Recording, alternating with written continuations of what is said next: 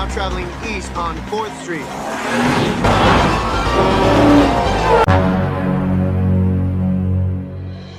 Halo mas bro, mbak bro semuanya, apa kabar? Dimanapun kalian berada, semoga sehat selalu. Kali ini kita akan mengulas film yang sangat menarik dengan alur cerita yang cepat. Dibintangi oleh aktor kawakan Nicolas Cage dan aktris yang memiliki bibir seksi, siapa lagi kalau bukan Angelina Jolie. Berkisah tentang dua kakak beradik yang mencuri 50 mobil hanya dalam waktu satu hari. Bagaimana kisah selengkapnya? Yuk, check it out! Cerita diawali dengan peristiwa pencurian mobil di sebuah showroom yang dilakukan oleh 3 orang anak muda yang salah satunya bernama Kip. Yang dari tampangnya kita bisa menilai bahwa Kip adalah orang yang sengak dan sok jagoan. Terbukti dari caranya mencuri mobil yang barbar dan tidak mengikuti kaidah-kaidah mencuri yang baik dan benar. Hanya dengan bermodalkan batu, Kip menganggap mencuri mobil sama dengan mencuri mangga tetangga. Cukup dilempar saja dan alhasil kaca showroom mobil pun pecah dan mereka dengan leluasa masuk ke dalam. Man, let's go! Get the number. Get the hell out of here. Singkat cerita, Kip akhirnya berhasil mencuri mobil dan membawanya kabur dengan cara menabrakkan mobilnya ke kaca showroom, yang mana tindakannya ini terkesan sangat barbar dan kurang profesional, yang tentu saja membuat khawatir teman-temannya bahwa tindakan ini bisa membuat mereka semua masuk penjara.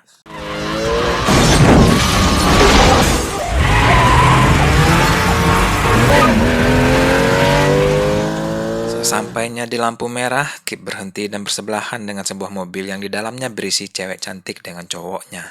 Sifat sombong dan sok jagoan Kip seketika terusik, tidak senang melihat orang lain senang, maka dengan santainya dia menggoda si cewek di hadapan cowoknya sendiri. Hey, I love you.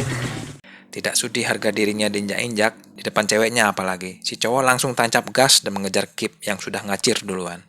Terjadilah aksi kejar-kejaran antara kedua mobil tersebut, yang mana tentu saja aksi ugal-ugalan ini menarik perhatian polisi yang kebetulan berada di lokasi. Segera polisi meminta bantuan polisi lain untuk melacak dan mencari mobil yang ditumpangi oleh Kip dan teman-temannya. Heading west on Wilshire Boulevard. We have a visual of the suspect southbound on Vincent Thomas Bridge. Singkat cerita, akhirnya Kip sampai di tempat tujuannya, yaitu gudang penyimpanan mobil-mobil hasil curian. Tapi memang dasar Kip ini anak muda yang baru belajar nakal dan masih kurang pengalaman, dia tidak tahu bahwa aksi kebut-kebutan dan ugal-ugalannya di jalan tadi telah memancing perhatian polisi yang berhasil melacak dan mengikutinya sampai ke gudang tersebut. Ground units be advised. Suspects last seen entering south side of warehouse. Begitu mengetahui kedatangan polisi, seketika semua orang yang ada di dalam gudang tersebut, yang mana mereka semua adalah kelompok profesional spesialis pencuri mobil, lari tunggang langgang cepat kilat tanpa menghiraukan sendal jepit yang hampir putus, berusaha menyelamatkan diri.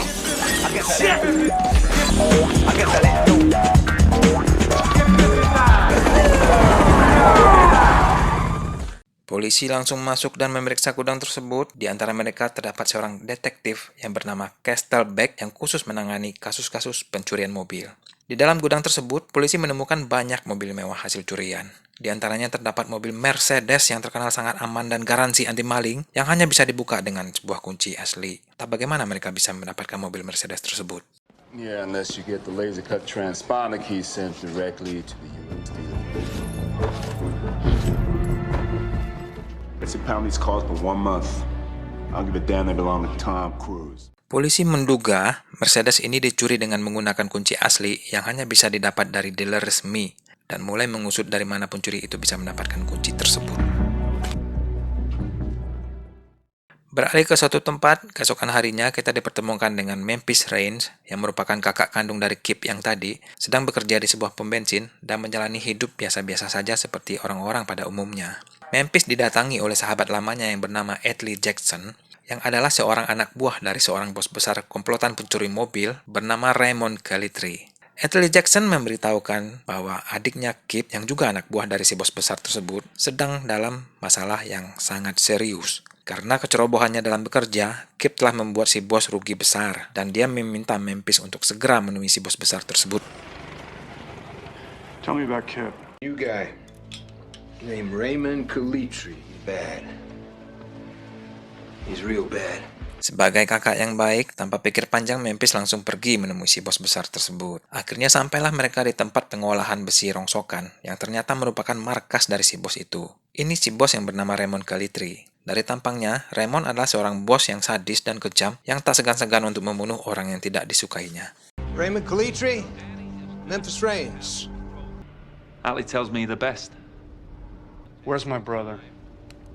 Memphis lalu menanyakan di mana keberadaan adiknya, dan dia bersedia membayar kerugian yang telah ditimbulkan oleh adiknya itu. Tetapi Raymond tidak tertarik dengan uang itu. Dia malah meminta Memphis bekerja untuknya. Nah, di sini akhirnya kita tahu bahwa ternyata dulunya Memphis adalah seorang pencuri mobil terbaik yang pernah ada. Hingga saat ini belum ada yang mampu menyamainya. Raymond lalu menawarkan imbalan $200.000 apabila Memphis mau mencuri 50 mobil hanya dalam waktu 4 hari saja. Tentu saja tawaran ini ditolak oleh Memphis karena dia telah bertobat dan berjanji pada ibunya untuk tidak berbuat kejahatan lagi. I'm paying $200,000. I need that paper satisfied. I'm retired.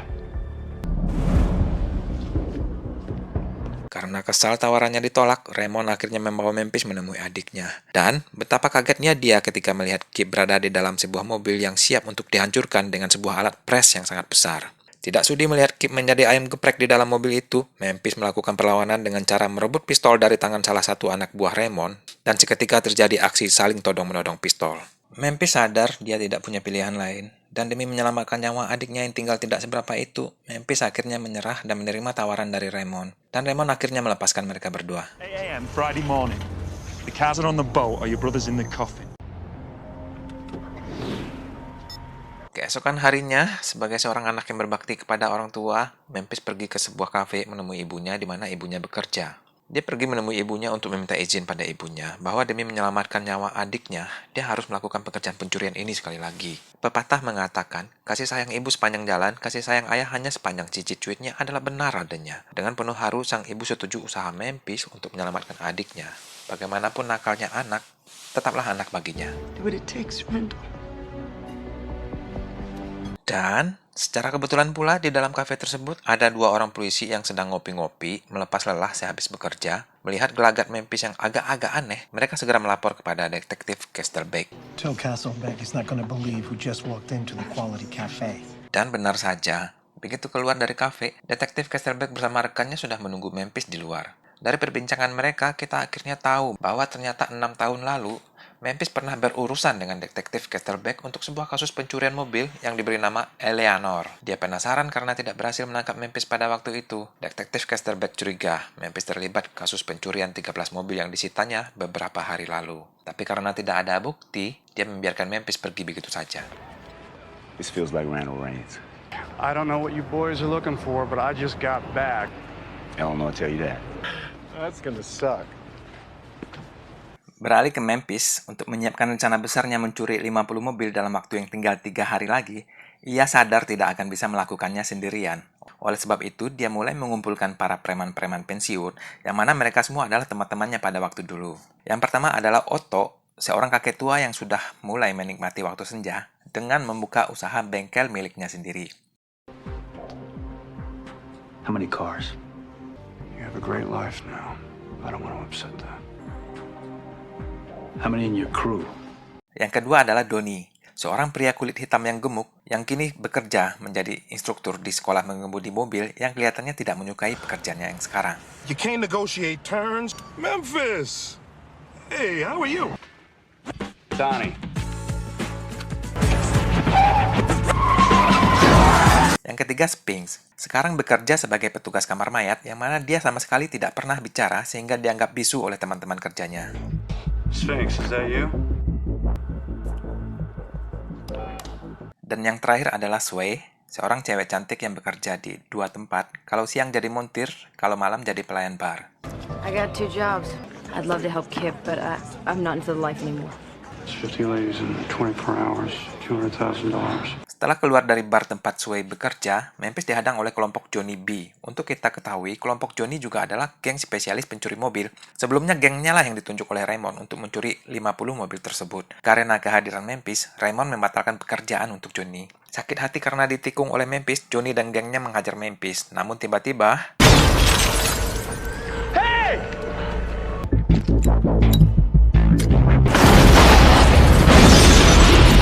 Pink datang di saat yang tepat. Dengan keahlian bela diri yang dimilikinya, dia menghajar satu persatu anggota Johnny, hingga mereka semua babak belur.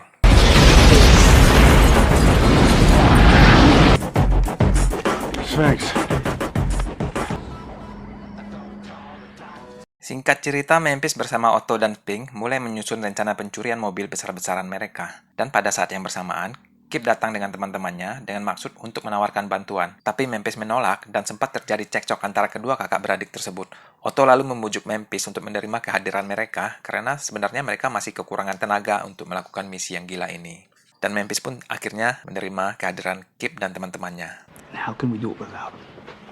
It can't be done, and you know it. You guys have any skills at all? Mulailah Kip mengenalkan teman-temannya. Di sana ada seorang kulit hitam bekas anak STM yang hobi tawuran, tapi sangat jago elektronika dan punya banyak peralatan canggih. Lalu ada Tumbler, mantan joki yang jago keberkebutan dan bisa membawa kendaraan apa saja. Dan Toby, tipikal anak warnet yang suka begadang main game online, tapi sangat jago komputer dan mengaku sebagai hacker handal. Yang terakhir Fred, tukang recok karena dia tidak punya keahlian apa-apa. You take your orders from me. If you have any problems with that, you can leave now. I can change addresses, registrations. I can do a lot of really tricky stuff. Kita beralih ke suatu tempat di mana detektif Castlebeck berhasil melacak asal-usul kunci asli mobil Mercedes. Masih ingat kan dengan mobil Mercedes yang di awal diceritakan hanya bisa dibuka oleh sebuah kunci asli? Ya, kunci itu ternyata dibeli dari karyawan Mercedes sendiri. Detektif mengancam akan menangkap karyawan itu, tapi untuk sementara akan dijadikan umpan dulu. Apabila nanti si pembeli kunci datang lagi, segera dilaporkan. Ya, kira-kira dijadikan cepu lah. Kid came to me, said he'd pay $500 a key. What's the kid's name? We kept it anonymous. When he comes back, you call us. Singkat cerita, waktu semakin mepet, Memphis dan teman-temannya mulai menyusun rencana. Mobil-mobil yang akan dicuri disusun daftarnya dan diberi kode dari nama-nama wanita. Tapi yang jadi masalah, di dalam daftar itu ada 3 mobil Mercedes yang harus dibuka dengan kunci asli. Mau tidak mau harus beli dari si karyawan Mercedes tadi. Alright, well then let's get to work. I got addresses on Hillary, Natalie, and Tracy. Here's your list of the 20 car owners' names and addresses that you requested. Yakin rencananya akan berhasil, detektif Castlebeck lalu mengintai dari jauh dan menunggu si pembeli kunci datang. Dan ternyata yang datang adalah Tumbler, salah satu kelompok Memphis, mendatangi si karyawan Mercedes dan hendak membeli kunci tersebut. Always on my case. We got 3 here? Detektif mengikuti Tumbler yang membawanya ke bengkel Otto yang mana dijadikan markas untuk Memphis dan kawan-kawannya. Di situ dia tahu Memphis sedang merencanakan sesuatu dan berniat untuk menangkap basah aksi Memphis dan kelompoknya suatu saat nanti. Should I set up some tails? Now we'll get them with the Mercedes. Tidak banyak waktu tersisa, hanya tinggal 2 hari lagi jadwal penyerahan mobil curian. Tiba saatnya bagi Memphis dan kawan-kawan untuk memetakan lokasi mobil-mobil yang akan dicuri. Untuk memudahkan pekerjaan, mobil-mobil tersebut diberi kode dengan nama-nama wanita. Antara daftar tersebut terdapat nama Eleanor. Kode untuk mobil Mustang GT 500. Ini adalah mobil keramat bagi Memphis, karena 6 tahun lalu Memphis sudah pernah mencoba untuk mencuri mobil ini dan selalu gagal. Ada saja kesialan yang menimpanya. Oleh sebab itu, Eleanor dimasukkan di urutan terakhir untuk dicuri. We've got the addresses on all 50 ladies. Let's scout them. There she is. Nice. Bingo. Looks like he's just doing some homework. There's Eleanor. Rough history. She almost got him killed a couple of times. Di tengah perjalanan memetakan lokasi mobil-mobil yang akan dicuri besok, Memphis kembali dihadang oleh kelompok Johnny B yang berniat untuk balas dendam atas kejadian tempo hari. Memphis berhasil kabur dengan cara masuk ke dalam sebuah warung yang di dalamnya ada polisi yang lagi ngopi-ngopi. Melihat ada polisi di sekitar, Johnny mengurungkan niat untuk mengejar Memphis dan memutuskan untuk menunggu di luar. Berkat kecerdikan Memphis dan temannya, mereka menyusun rencana untuk kabur. Yang terjadi kemudian...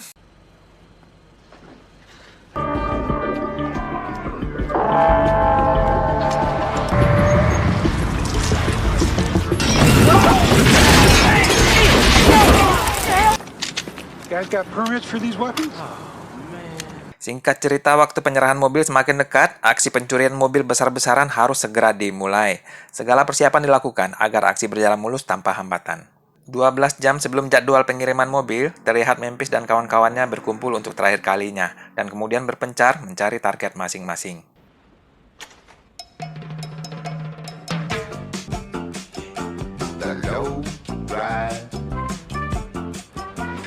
Okay, let's run. Berkat anggota kelompok Memphis yang terdiri dari veteran-veteran spesialis pencuri mobil dan anak muda milenial yang melek teknologi, satu persatu mobil yang ada di dalam daftar berhasil dicuri tanpa adanya hambatan yang berarti. Mulai dari mobil tua sampai mobil mewah, mobil yang rumit sekalipun disikat tanpa ampun.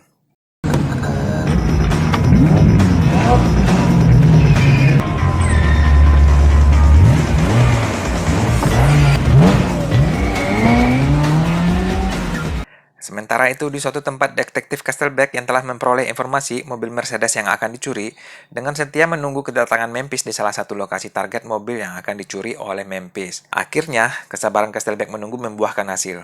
Dari jauh dia melihat Memphis datang dan menghampiri salah satu mobil target tersebut. Berniat ingin menangkap basah aksi Memphis, dia menunggu hingga Memphis membuka pintu mobil. Namun tiba-tiba, What are you doing?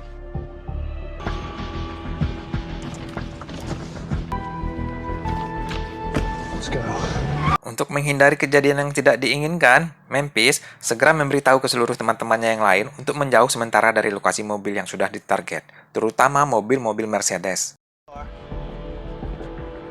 Something's got him spooked. My wife is... Melihat situasi yang mencurigakan, Memphis mengurungkan niatnya dan beranjak pergi dari lokasi tersebut. Kejadian ini tentu saja membuat Castlebeck harus menelan kecewa, karena Memphis lagi-lagi lolos dari tangkapannya. Merasa curiga dengan 3 mobil Mercedes yang mereka incar selalu diawasi polisi, dengan setengah putus asa mereka bermaksud hendak menjudahi saja misi ini. Karena percuma menyerahkan mobil yang lain tanpa adanya 3 mobil Mercedes tersebut. Tapi tiba-tiba Toby teringat bahwa dia masih punya 3 kunci mobil Mercedes yang lain yang dulu pernah dicurinya bersama Kip. Masalahnya, 3 mobil tersebut sekarang sudah disita polisi dan berada di kantor polisi. Melihat ada harapan, Memphis lalu menyusun rencana gila untuk mencuri mobil itu di kantor polisi. You know, we still have the Mercedes keys from the last boost. Yeah, let's do it. Yeah. You crazy? We're gonna get Hector. Let's go. Setelah rencana disusun, Memphis bersama 3 temannya langsung menuju kantor polisi. Dan sesampainya di sana, satu orang bertugas mengalihkan perhatian petugas polisi yang sedang berjaga, dan yang lain membuka pagar dan mengambil mobil. Siasat ini berjalan lancar tanpa hambatan. 3 mobil Mercedes berhasil dibawa kabur dari kantor polisi. Sphinx. Swear. I got a midget paging me right now. I gotta get out of here. Hey, time is money.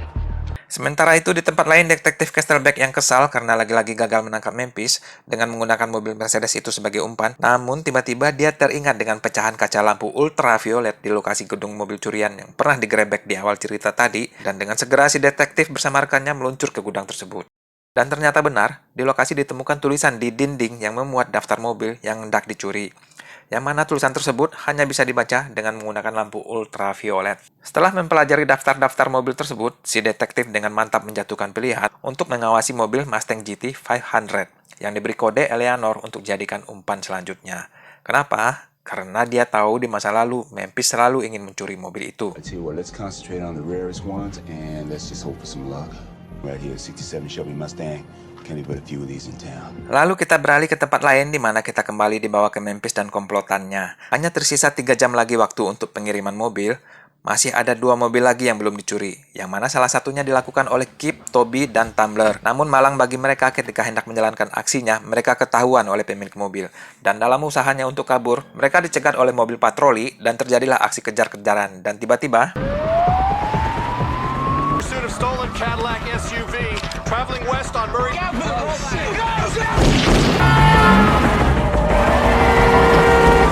mereka berhasil kabur, tapi satu tembakan polisi mengenai Toby. Kip buru-buru menuju dermaga tempat di mana mobil akan dimasukkan ke dalam sebuah kontainer dan dikirimkan dengan kapal laut.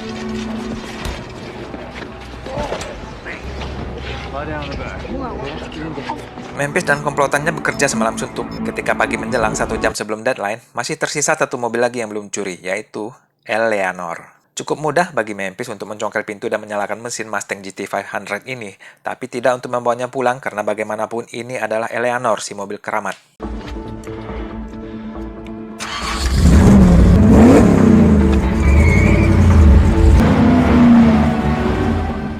Di saat bersamaan, detektif Castlebeck, seperti yang sudah diceritakan tadi, juga mengintai Eleanor.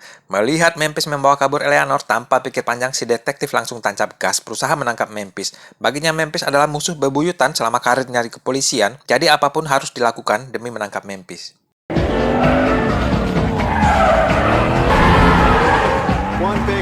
in pursuit of suspect. Terjadi aksi kejar-kejaran dan kebut-kebutan di jalan raya, yang mana tentu saja aksi ugal-ugalan ini membuat kacau lalu lintas dan membahayakan nyawa pengendara lainnya. Kejadian ini tentu saja menarik perhatian petugas polisi lainnya. Alhasil jumlah polisi yang mengejar Memphis menjadi semakin banyak dan sampai pada suatu tempat tiba-tiba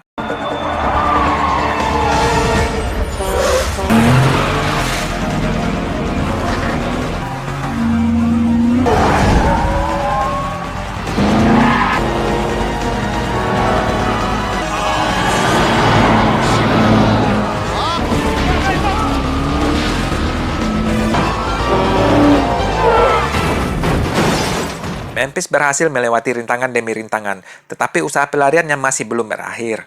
Karena tingkat kerusakan yang disebabkan oleh Memphis sudah terlalu besar, polisi meningkatkan upaya pengejarannya dengan menambah jumlah personil dan mengirimkan sebuah helikopter untuk mengejarnya.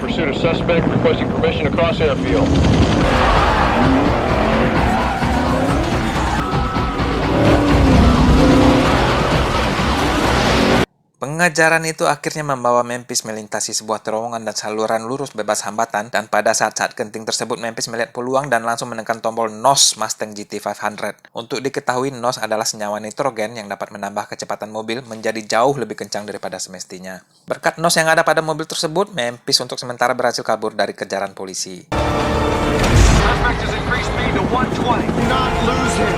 This is Naystar, sir, not an Apache. He's gone. Namun, Memphis belum bisa bernafas lega karena polisi ada di mana-mana sedang memfokuskan pencarian terhadap dirinya karena dia dianggap sebagai penjahat yang berisiko tinggi. Hingga sampailah pada suatu tempat, polisi dan Memphis sekali lagi terlibat aksi kejar-kejaran yang mana kali ini lebih barbar dan brutal daripada sebelumnya. All units be advised, suspect vehicle headed south on Henry Ford Boulevard. I got you, Reigns. I got you, boy.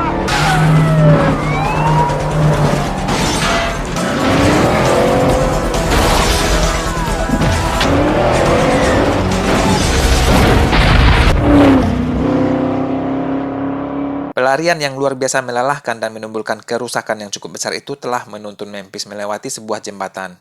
Namun sial baginya, di tengah jembatan sedang terjadi kecelakaan lalu lintas yang menyebabkan kemacetan panjang yang mustahil untuk dilalui. Namun berbekal pengalaman dan keahliannya bermain GTA 5 di abang-abang rental PS, Memphis melihat sesuatu dan kemudian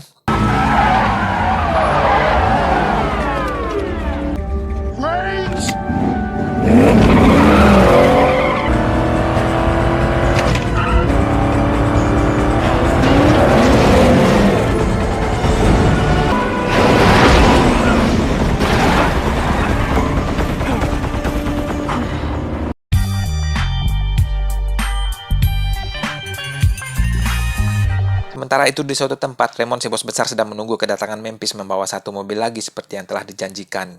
Dan ketika Memphis tiba, Raymond menolak mobil tersebut karena kedatangan Memphis terlambat 12 menit. Gagal satu mobil berarti gagal bagi keseluruhan mobil lainnya. Untuk menebus kesalahannya, Memphis harus dibunuh. Memphis lalu dituntun menuju tempat pengolahan besi tua, di mana itu akan menjadi tempat eksekusi baginya. Dan ketika nyawa sudah di ujung tanduk, tiba-tiba My pleasure. Hey, wait a minute, fellas. Hold on to your question.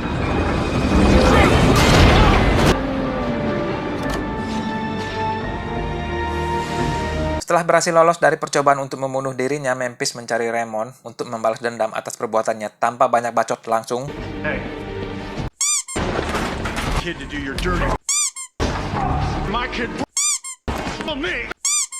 Terjadi pertarungan yang tidak seimbang karena Memphis lebih kuat dan lebih jago berkelahi daripada Raymond si bos besar. Tetapi situasi berbalik ketika Raymond berhasil mengambil senjata api dari dalam mejanya.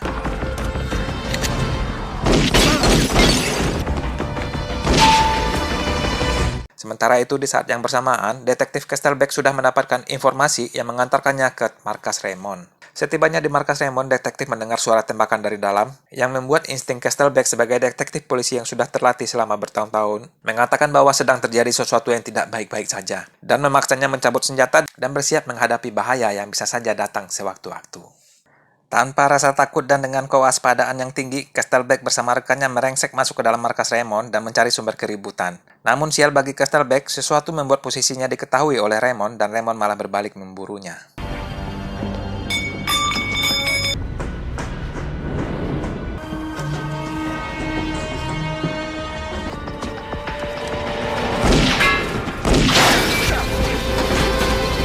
Terjadi adu tembak yang membuat posisi Castlebeck dalam keadaan terdesak dan akhirnya Raymond berhasil menemukan dan menodongkan senjata ke detektif Castlebeck.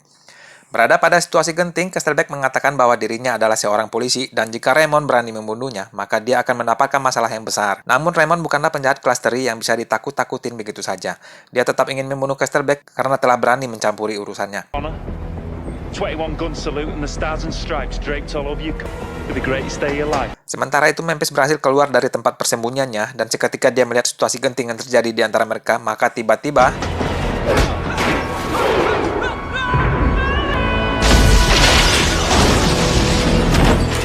Memphis berhasil menyelamatkan Castlebeck karena bagaimanapun juga dia tidak menganggap Castlebeck sebagai musuh, melainkan Raymond lah musuhnya.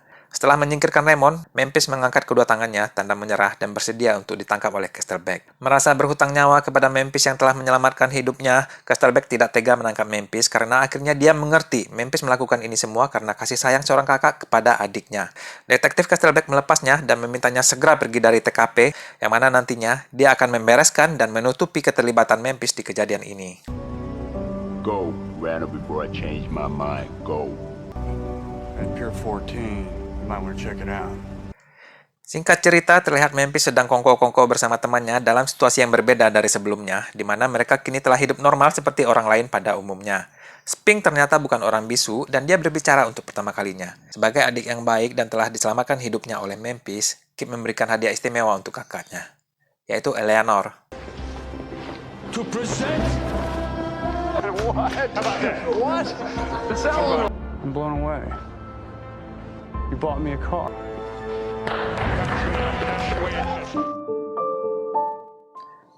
Begitulah ending dari film tadi. Hikmah yang bisa kita ambil dari film ini adalah bahwa ikatan persaudaraan itu memiliki kekuatan yang sangat dahsyat. Seorang kakak rela berkorban, bahkan nyawa pun siap dipertaruhkan demi melindungi adiknya. So, mulai sekarang rukun-rukunlah dengan saudaramu. Terima kasih sudah menonton. Sampai ketemu lagi. Adios.